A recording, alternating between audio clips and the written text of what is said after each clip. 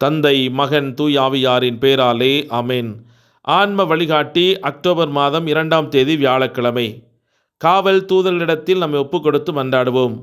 அன்புள்ள கடவுளே, நீர் மிகவும் நல்லவர். என் உடலையும் ஆன்மாவையும் பாதுகாக்க ஒரு காவல் தூதரை எனக்கு கொடுத்தீர்.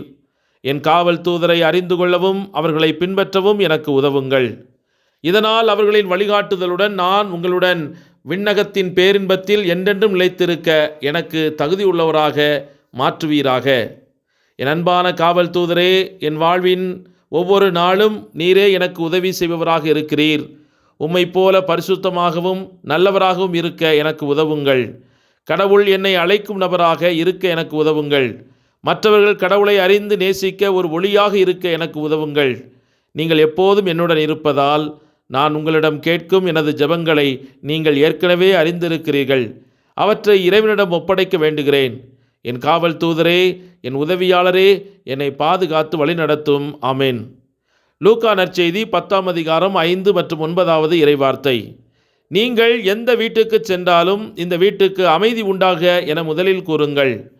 அங்கு உடல்நலம் குன்றியோரை குணமாக்கி இறையாட்சி அவர்கள் நெருங்கி வந்துவிட்டது எனச் சொல்லுங்கள். இது கிறிஸ்து வழங்கும் வாழ்வு தரும் நற்செய்தி. கிறிஸ்துவே உமக்கு புகழ். சிந்தனை: இன்று தாய் திரு அவை காவல் தூதருடைய திருவிழாவை கொண்டாடி மகிழ்கிறது. இச்சிறியோருள் ஒருவரையும் நீங்கள் இழிவாக கருத வேண்டாம். கவனமாயிருங்கள். இவருடைய வான தூதர்கள் என் விண்ணக தந்தையின் திருமுன் எப்போதும் இருக்கிறார்கள் என இயேசு ஆண்டவர் நமக்கு கற்பிக்கின்றார். மத்தேயு நற்செய்தி 18:10.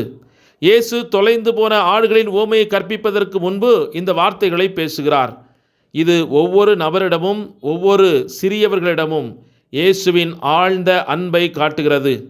அவர் தொலைந்து போன மற்றும் வழிதவறி செல்லும் ஆடுகளை தேடுவது மட்டுமல்லாமல் அவர் தங்களுக்கு தாங்கள் சொந்த பாதுகாவலர் வானதூதர்களையும் கொடுத்து அவர்களை ஆசீர்வதிக்கிறார். அவர்கள் எப்போதும் கடவுளின் திருமுன்னிலையில் நின்று நம்மை பராமரிப்பதும் நம்மை பரலோகத்திற்கு அழைத்துச் செல்வதும் அவருடைய ஒரே பணியாக செய்து கொண்டிருக்கிறார்கள். ஒவ்வொரு நபருக்கும் ஒரு தனிப்பட்ட பாதுகாவலர் வானதூதர் நியமிக்கப்படுகிறார் என்பது விவிலியத்தில் மட்டுமல்ல, புனிதர்களின் எழுத்துக்களிலும் திருச்சபையின் போதனைகளிலும் ஆழமாக வேரூன்றியுள்ளது. திருப்பாடல் நாம் வாசிக்கிறோம், நீ எங்கு சென்றாலும் உன்னை காக்க அவர் தம்முடைய தூதருக்கு கட்டளையிடுகிறார். உன் பாதம் கல்லின் மேல் மோதாதபடி அவர்கள் தங்கள் கைகளால் உன்னை தாங்குவார்கள் என்று சங்கீதம் 91:11 மற்றும் 12வது இறை வார்த்தைகளில் நாம் வாசிக்கிறோம். தொடக்க கால திருச்சபை தந்தையர்களில் ஒருவரான புனித ஜெரோம், ஆன்மாக்களின் மதிப்பு மிகவும் பெரியது.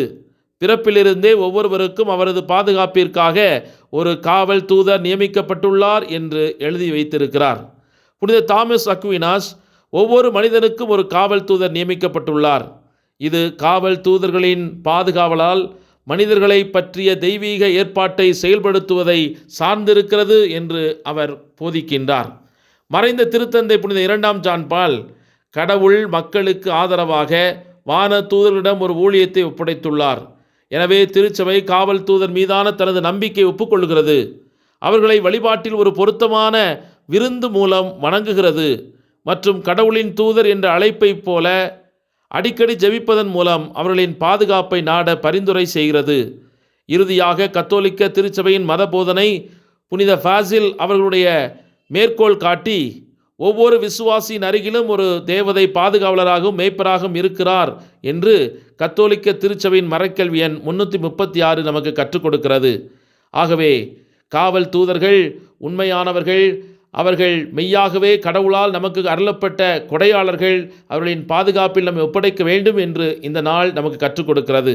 ஆகவே நம்முடைய காவல் தூதர்களின் கண்காணிப்பில் நம்மை ஒப்பு கொடுத்து மன்றாடுவோம். ஜெபிப்போமாக. அமைதியின் அரசரே, எம் இறைவா, உம்மை தாழ்ந்து வணங்கி துதித்து மகிழ்கிறோம். உலகம் தர முடியாத அமைதியை நான் உங்களுக்கு தருகிறேன். நீங்கள் உள்ளம் கலங்க வேண்டாம், மருள வேண்டாம் என்று எங்கள் உள்ளத்தை தேற்றுகின்றவரே, உம்மை போற்றுகிறோம், மகிழ்கின்றோம், உமக்கு நன்றி சொல்லுகிறோம். மனிதருடைய வார்த்தைகள், அவருடைய விமர்சனங்கள், புரணிகள், கிசுகிசுப்புக்கள் எல்லாம் எங்கள் உள்ளத்தில் இருக்கும் அமைதியை கெடுக்கிறது. நல்லது செய்தும் நன்றி கெட்ட உலகினால் நாவினால் சுடப்படுகிறோம். 4 பேர் 4 விதமாக பேசுவார்களே என்ற பயத்திலேயே எம் ஆயுளின் பாதி வீணாகி போகிறது. பயமும் பரிதவிப்பும் எங்களுக்குள் கோபத்தையும் புரிந்து கொள்ள முடியாத வெறுப்பையும் எங்களுக்குள் விதைத்து வாழ்வையே நரகமாக மாற்றுகிறது. எம்மில் இருக்கும் இத்தகைய பயத்தையும் பரிதவிப்பையும் ஏமாற்றத்தையும் ஏக்கத்தையும் இன்று உம்முடைய அமைதியின் பிரசன்னத்தால் ஆட்கொள்வீராக. பாதத்தை கட்டிப்பிடித்த பாவியான பெண்ணின் மனக்காயங்களை அகற்றி அதிகமான அன்பு செய்து அவளை அதிகமாக மன்னித்து அவளுடைய இதயத்திற்கு அமைதி வழங்கியது ஆண்டவரே, இன்று எங்களுக்கும் அதே அமைதியை கட்டளையிடுவீராக. அமைதியின்றி தவிக்கும் எம் உள்ளத்திற்கு ஆறுதலாக உம்முடைய வார்த்தைகள் இருப்பதாக. புரிந்து கொள்ளப்படாத மனிதர்களின் மத்தியிலே எங்களுடைய தலைநிமிர வைப்பீராக. உம்முடைய உயிர் தரும் உடனிருப்பு இன்று எங்களுக்கு விடுதலையை கொடுப்பதாக. வழியில் உன்னை பாதுகாக்கவும் நான் ஏற்பாடு செய்துள்ள இடத்தில் உன்னை கொண்டு சேர்க்கவும் இதோ நான் உனக்கு முன் ஒரு தூதரை அனுப்புவேன்.